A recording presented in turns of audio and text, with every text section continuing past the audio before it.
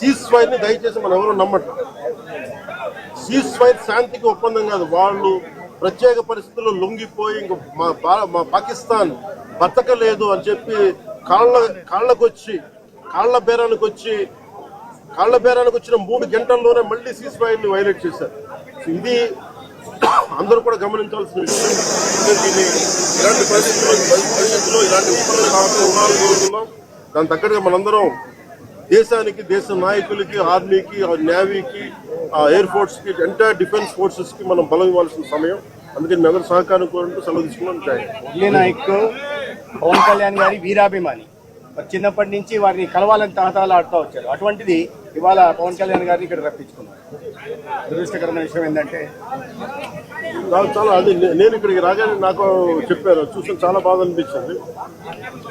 అతను ఇష్టపడవచ్చు కానీ దేశానికి, అందరికంటే కూడా దేశాన్ని ప్రేమించే వ్యక్తి, అలాంటి వ్యక్తిని కోల్పోవడం నిజంగా చాలా అందరికీ కూడా, లోకేష్ గారికి కానీ, మాకు కానీ, మా మంత్రి గారికి కానీ, ప్రతి ఒక్కరికి చాలా చాలా బాధ కలిగిస్తాం.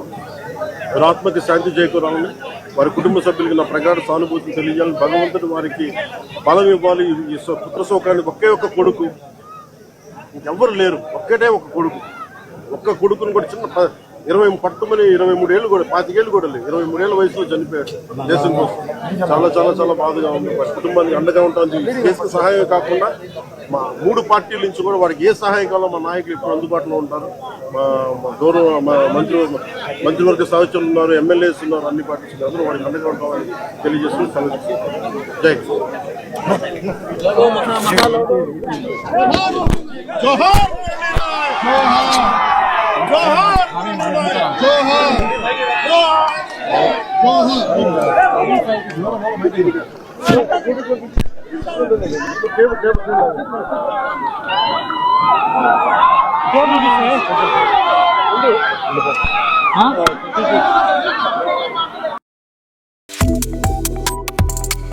Subscribe to One India and never miss an update.